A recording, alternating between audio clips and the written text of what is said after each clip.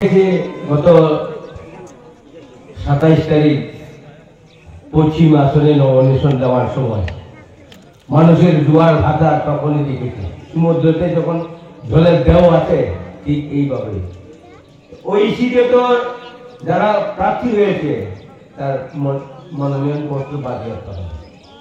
28 তারিখ আমাদের আমবাসা আমাদের ডিএম অফিসে আমরা নমিনেশন দিতে গেছি 28 তারিখে। আমি 1 ঘন্টার পর পৌঁছলাম মানুষের ঢেউ দেখে।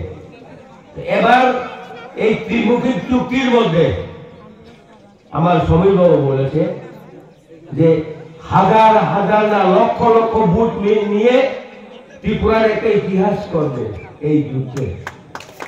কেননা যদি দুপক্ষ হইয়া যদি আমরা লক্ষ লক্ষ ভোট নিয়ে যদি ভারতবর্ষে আমাদের মেম্বার পাঠায় তখন মোদিজি বলবে না সত্যিই ত্রিপুরা লোকের জনগণ এবার জাতি উপজাতির মধ্যে ঐক্য হয়েছে। তো আমি আরো বলবো আমাদের হোম মিনিস্টার রাজনাথ সিংকে 2 তারিখে ত্রিপুরার ঐক্যের একটা ডাক দিল দিল্লি পার্লামেন্ট ভবনে। ঐক্যের ডাক দেওয়ার সাথে সাথে জনগণ এবার কাউকে আর চায় না, জনগণ চায় ঐক্যে, সবাই জাতি উপজাতি ঐক্যে চায়। এই এগ্রিমেন্ট করাতে আমি আমাদের হোম মিনিস্টারকে হাজার হাজার নমস্কার দিচ্ছি ত্রিপুরাতে ঐক্য দেওয়ার জন্য। কেননা আমরা জানি আমরা জাতি উপজাতির মধ্যে ভীষণ মিল ছিল। আমি যখন 59 এবং 70 71 কুয়াইতে আমি পড়ি তখন আমাদের মধ্যে কোনো বিবাদ ছিল না। হোস্টেলে হোক স্কুলে হোক আমি তো সবসময় সম্মান দিত আমাদের অ্যাডভোকেট যেটা বদলের নাম ভুলে গেছে পুলকের দাদা আমরা ননীবাবু এবং আমাদের আরেকজন উকিল ছিল। আমি তাদেরকে অনেক সম্মান দিত তখন। কিন্তু আজকে আমি বলি এই কথাই আপনাদের কাছে আমি আর বিজ্ঞাপিত করতে চাই না, শুধু ওইটাই চাই আমরা এই পূর্ব সিটে লক্ষ লক্ষ ভোট যেভাবে হোক আমরা আদায় করতে হবে। এবং জাতি উপজাতির মধ্যে এখন সিপিএম লুপ্ত হয়ে গেছে। 25 বছর রাজত্ব করেছে তো এখন লুপ্ত হয়ে গেছে। 25 বছরে যা করাছে তারপরে আর কোনোদিন মাথা চাড়া ভারতবর্ষে উঠতে পারবে না, এটা মানুষের ধারণা।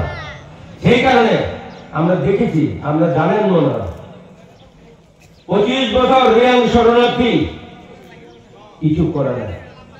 কিন্তু আমাদের হোম মিনিস্টার, এই ভারতবর্ষের হোম মিনিস্টার, আমাদের বিজেপির হোম মিনিস্টার তাদেরকে মহারাজের সাথে এগ্রিমেন্ট করে তাদেরকে এই রিয়াং শরণার্থীকে এখানে রেখেছে। তাদের খাওয়া থাকা 2 ঘন্টা করে জায়গা দেওয়ার জন্য রেডি হয়ে গেছে। তা আপনারা জানেন বিজেপি কি না করতে পারে। এই 25 বছরে এই রাস্তাটা কত ভুগছে নাম। এখন এই বিজেপি আসার পর এখন রাস্তা হচ্ছে।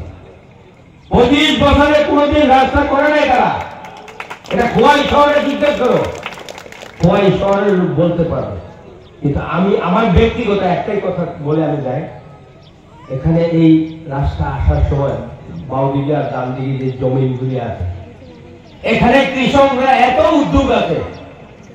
কিন্তু সরকার যদি আমরা পাল্টে যায়, আমরা যদি আসি, তাহলে আমি অনুরোধ করব, আমি ব্যক্তিগত তো দিতে পারবো না, সরকারকে অনুরোধ করব, এগ্রিকালচার মিনিস্টারকে অনুরোধ করব তাদের জলের ব্যবস্থা দেওয়ার জন্য। তাহলে তারা ফসল করতে পারবে। তারা যেহেতু উদ্যোগ আছে তাদের এখানে যদি প্রচুর জল পাওয়া যায় সমস্ত সবজি হবে, আরো হবে। সেই কারণে আপনাদের কাছে আমার আবেদন আছে, প্রত্যেক লোকে প্রত্যেক ভোট কেন্দ্রেতে আপনারা সকাল 7টার সময় লাইন ধরে আপনারা আমাদের পিটি সিং দেববর্মাকে প্রথম মাথায় ভোট দেওয়ার জন্য আপনারা প্রস্তুত নেবেন। এবং যারা ভোট কেন্দ্রে থাকবেন তাদেরকে যেন বুঝিয়ে দেয় যে এই পদ্মমার্কায় যেন ভোট দিয়ে হাজার লক্ষ লক্ষ যেন ভোট পায়। এই আশা বিশ্বাস থেকে এই 2-4টা আলোচনা এখানে সমাজকে ঘোষণা করলাম। ত্রিপাক্ষিক দলীয় জিন্দাবাদ।